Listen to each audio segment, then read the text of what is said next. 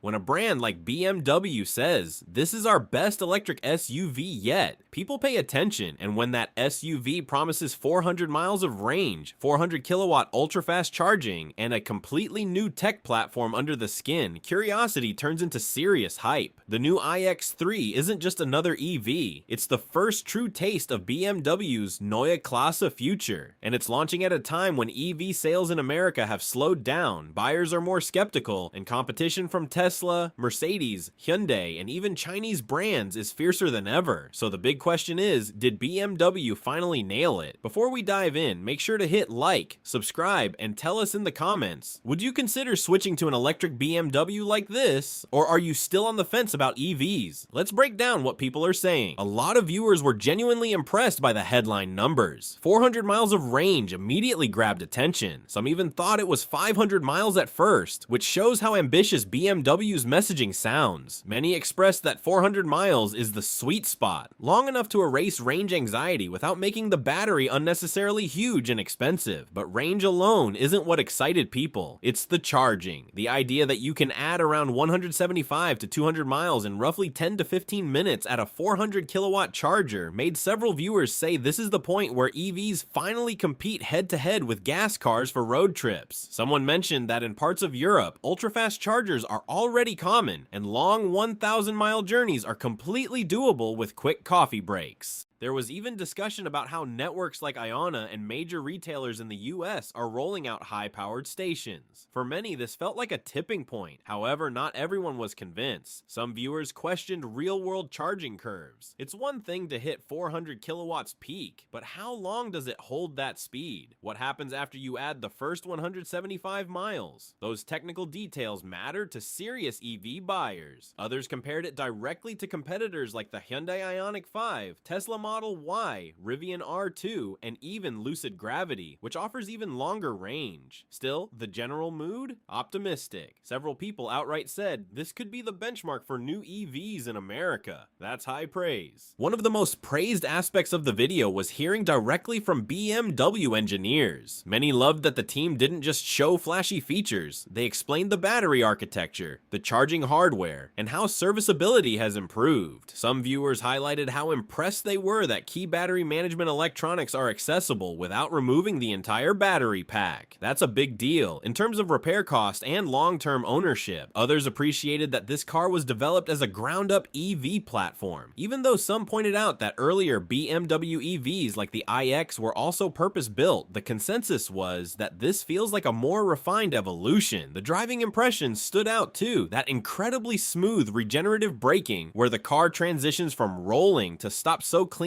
that it almost feels unnatural caught people's attention. One person said it looked so smooth their brain had to double check whether the car was actually stopping. And during slalom testing, viewers noticed how controlled the body remained. Some even said it looked flatter than a typical sedan. For longtime BMW fans, this was crucial. The question wasn't just, is it efficient? It was, does it still feel like a BMW? From the reactions, many believe it does. Now here's where things get divided. The Panoramic Vision Display, BMW's new screen strip running along the base of the windshield, was praised as futuristic and innovative. Some viewers loved how it modernizes the cabin and reduces the need for a traditional instrument cluster. But then came the controversy. Physical buttons, or rather, the lack of them. Hundreds of reactions focused on the same issue. Touch-sensitive steering wheel controls, climate functions buried in screens, minimal physical switches. Many expressed frustration. Some said adjusting airflow through a touchscreen while driving is a deal breaker. Others joked that governments ban texting while driving, yet manufacturers are putting giant screens with multiple submenus in cars. Several longtime BMW owners said they missed the iDrive controller and real buttons for climate and volume. At the same time, a smaller group defended the move. A few pointed out that touchscreens are adaptable. You can update them, reconfigure them, improve them via software. Physical buttons can evolve after production. Still, the dominant sentiment, BMW might have gone too far with capacitive controls. The steering wheel design itself also sparked debate. Some thought it looked unusual, almost upside down at first glance. Others preferred the M Sport version, saying it looked much better. So while the tech impressed on paper, the interface design clearly divided opinion.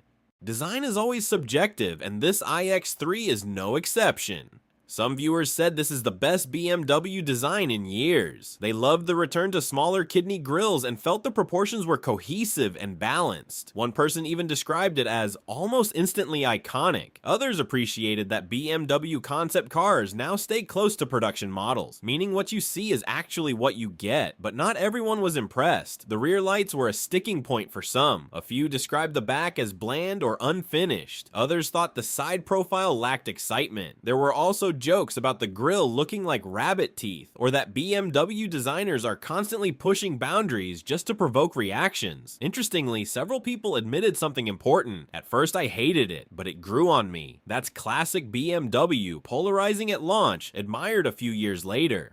This is where the conversation gets serious. If BMW keeps this around the rumored $60,000 starting price in the US, many feel it could be extremely competitive, especially given the range and charging capability. But viewers also expressed concern about option pricing. European brands have a reputation for adding expensive extras quickly. Some are comparing it directly to Tesla Model Y, Rivian R2, Mercedes' upcoming electric GLC, Porsche Cayenne electric, Volvo iX3. A few said they're holding reservations for other vehicles, but are now reconsidering because of the iX3. Others are cautious about first-year reliability. Buying a brand new platform in year one can carry risks. Software glitches, hardware tweaks, those things often get refined after launch. There were also questions about NACS charging compatibility in the US, whether highway assist features are subscription-based vehicle-to-home capability, availability dates, manufacturing location, and import logistics. In other words, people are excited, but they want clarity, reliability, software, and BMW's track record. Some former BMW EV owners shared honest comparisons. A few mentioned that Tesla's charging network and driver assist systems currently feel more seamless. BMW's previous lane assist systems were described as overly sensitive. Others said BMW's software updates haven't always been smooth. One person mentioned needing a dealer visit after an update caused issues. So while many praised BMW's hardware quality and driving feel, there's still cautious optimism around software maturity. That's a recurring theme. The iX3 looks incredible on paper, but execution and real-world ownership will define its success. Interestingly, even some people who previously disliked EVs said this car made them curious. One viewer said this would be their first EV. Another said they're replacing their current BMW with the iX3 as soon as it's available, but there are still skeptics. A few people simply said they don't want EVs at all. Others questioned charging costs in certain regions, arguing that high public charging prices reduce the benefit of long range. So while enthusiasm is high, the broader EV debate is still alive and well. So what's the overall vibe? Here's the summary. Massive praise for range and charging speed. Strong approval of driving dynamics and engineering transparency. Excitement about Neue Klasse technology. Major debate over interior controls and touch-sensitive buttons. Questions about software reliability and pricing. Many expressed genuine excitement. Some said they're ordering one. Others said they'll wait a year. A few are holding on to older BMWs with physical buttons for now. But almost everyone agreed on one thing. This car matters. It feels like BMW stepping confidently into the next electric era. Whether it becomes the new benchmark depends on real-world performance, pricing, and how well BMW listens to feedback. Now we want to hear from you. Would you choose the BMW iX3 over a Tesla, Rivian, or Mercedes? Do you prefer futuristic touch controls, or do you want real buttons back? And is 400 miles finally enough to convince you to go electric? Let's talk about it.